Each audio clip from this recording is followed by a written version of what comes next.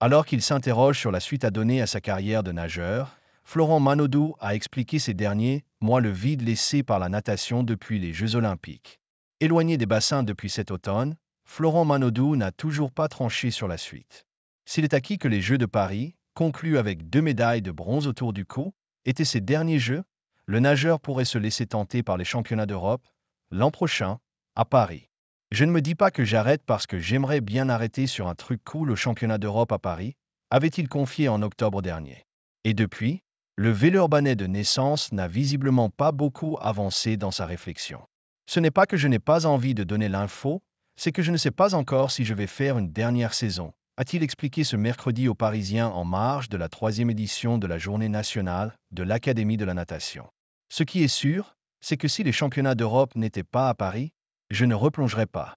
Mais pourquoi pas? C'est un bel écrin. On verra dans les mois qui arrivent. La mise entre parenthèses de la natation, après les Jeux de Paris, a pourtant été difficile à vivre pour Florent Manodou, au point de plonger dans une profonde dépression comme il a expliqué devant les caméras du documentaire Santé mentale, briser le tabou, récemment diffusé sur M6.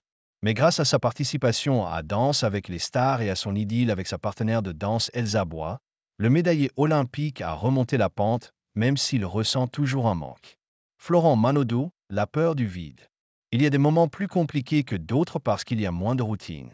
Et la routine me tenait, en tout cas avant les Jeux et pendant ma carrière. Donc, il y a des moments que je préfère parce que je ne nage pas, et des moments que j'aime moins parce que je ne nage pas. Comme dans tout, il y a du bon et du mauvais. A-t-il expliqué?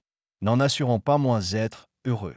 J'aime être dans l'eau, comme quand j'allais à la piscine avec mon papa le dimanche. Je n'aime pas forcément faire de la compétition à haut niveau pendant 30 ans. C'est comme tout métier. Quand on se lève tous les matins pour faire la même chose, au bout d'un moment, il y a une lassitude qui se met en place, a-t-il poursuivi. Nager pendant 2 heures 9 fois par semaine, ça ne me manque pas. Avoir un projet qui me tient tous les jours, ça me manque un petit peu.